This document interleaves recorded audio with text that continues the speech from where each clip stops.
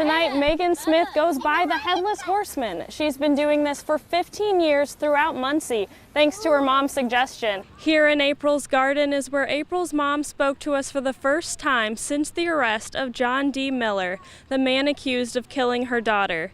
Neighbors also came out to show their support for the Tinsley family. Now, so far, police have arrested 2 people here in Oakville, but they believe that the shooter is still out there. All you have to do is pump your gas using this pump, and for every gallon of gas you get, 2 cents will go back to the Ball State University Foundation. You can drop off school supplies at any of these red Tools for School barrels around town. Many people are skeptical when they hear the word meditation, but it really isn't restricted to a specific religion. Sherry Flanders says the scientific ideology is that we're training our brain to focus. With 350 water main breaks last year, City Utilities has put together a plan to improve infrastructure. On Halloween night, most people pass out candy or go trick-or-treating, but one local found passing out candy too boring. With the help of her mom, she formed her own tradition. Newslink Indiana's Mary Eber is live near Coing Park and shows us how one woman is turning heads. Mary? Tonight, Megan Smith goes by the Headless Horseman. She's been doing this for 15 years throughout Muncie, thanks to her mom's suggestion. Now, riding such a large animal with crowds of kids can be a concern. So, CT, her horse, has these reflective leg wraps to keep everyone safe. Now, CT wasn't always the horse that Megan used.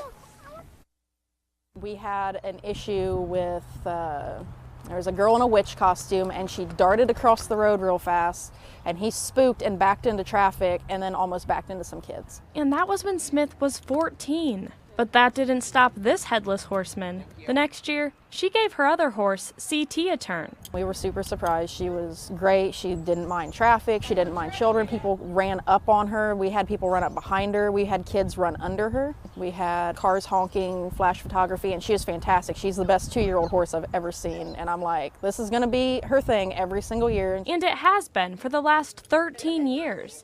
And she couldn't do it without help from her mom, Audrey Smith. She makes sure the kids, Megan, and CT all stay safe. We say, hey, don't run up behind her, don't run underneath her, watch her feet, watch her mouth. She's a very gentle horse, but you can never for sure 100% say an animal's not going to do something. If we notice that she's getting a little antsy, we'll be like, okay, take a break.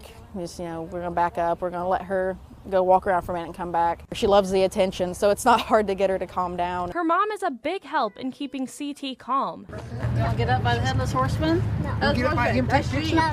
And she doesn't mind taking on the cold year after year. I enjoy it. She's my kid. That's fun, because I enjoy kids anyway, and so it's a big treat for me. I look forward to it every year. And not only do Smith and her mom look forward to it every year, but so does CT. She sees me get the costume on and then she's like, okay, we're gonna go see kids, I'm gonna get candy, I'm gonna get apples or whatever. And one of CT's favorite treats is Skittles. Now, Megan Smith and CT just finished up walking through the Coing neighborhood and next are off to Yorktown. They'll be behind Yorktown Schools just off of West River Road. You can catch them there. Live in Muncie, Mary Eber, Newslink, Indiana. These ultraviolet lights at the Water Pollution Control Facility allow water to pass through them before they enter the White River. Now, these lights are typically not seen, but because disinfection season ended yesterday, the bulbs are out for maintenance. Now, before the plant used ultraviolet lights to treat the water, they used to use chlorine gas. It's not technically part of the mandated plan. It's a definite improvement for us, not only currently, but for the future. The lights aren't required, but Barlow says it'll be easier to meet state requirements. The Sanitary District Board funded this improvement to make the plant and the surrounding area safer. When a cylinder's empty, you have to change one. They're 1-ton cylinders full of this compressed chlorine, so that's pretty dangerous stuff. So you actually have to hook one up and unhook the other one. So every time you do that, there's a risk involved there. Operations manager Jason Ingram feels much better using the UV lights. He handled the chlorine gas for nearly 15 years. Like if something wouldn't connect right, you'll get a little hit of that, and everybody who's really ever dealt with this has had a little taste, let's just put it that way. It's like a bad cough, I mean, and you're continuously doing it, and you're just trying to clear your lungs. I mean, it'll continue through the day, depending on how much dosage you've got. Chlorine gas can be deadly, and if there was a major leak, it would affect people near the plant, like those along the north bank of the White River, just across from the facility. If chemicals off-site, that risk is removed, so you get the same result.